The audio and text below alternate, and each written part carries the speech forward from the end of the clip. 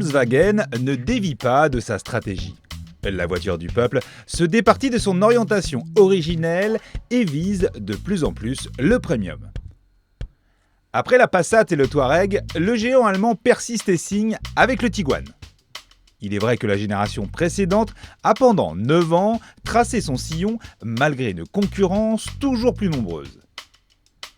Le nouveau modèle ne ressemble en rien à l'ancien et va même jusqu'à modifier ses proportions. Il est à la fois plus long, plus large et plus bas. On n'aura cependant aucune peine à reconnaître la patte Volkswagen.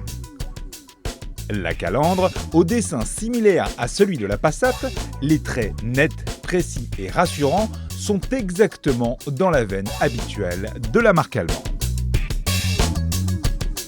Dans notre version d'essai bardée d'options, la technologie est omniprésente. Le Tiguan peut en effet être équipé de la vision tête haute, mais aussi d'une instrumentation virtuelle comme la Passat. En série, sur les modèles Cara, ce dispositif est une option facturée 720 € sur les finitions inférieures. On apprécie le nouveau système de caméra à 360 qui permet de visualiser tous les atours de la voiture, ce qui peut se révéler particulièrement utile en ville.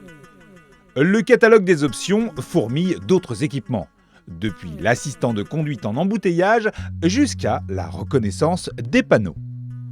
Les familles apprécieront donc la banquette arrière coulissante, rabattable 2/3 et dont les dossiers sont ajustables.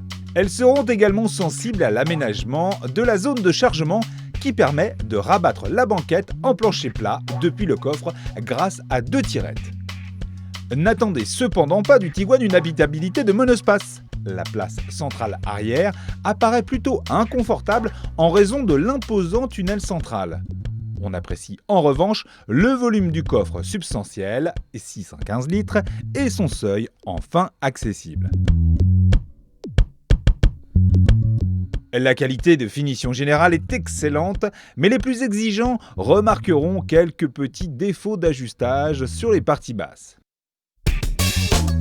Les sièges se montrent confortables et l'amplitude de réglage permet de trouver une position de conduite idoine.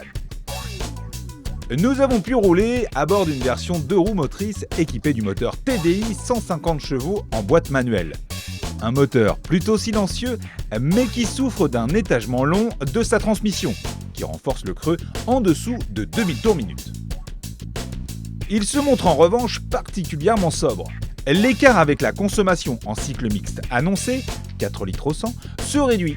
Nous avons relevé 5 litres 4 de moyenne sur un parcours urbain, moyenne qui atteint les 6 litres 2 après un parcours sur autoroute allemande à vitesse élevée. Au final, le Tiguan montre clairement le parti pris de la marque Volkswagen. Une montée en gamme justifiée par une très large palette d'équipements technologiques. Les prix s'en ressentent, les tarifs démarrent à 32 150 € pour un modèle 150 chevaux en finition d'accès Trendline.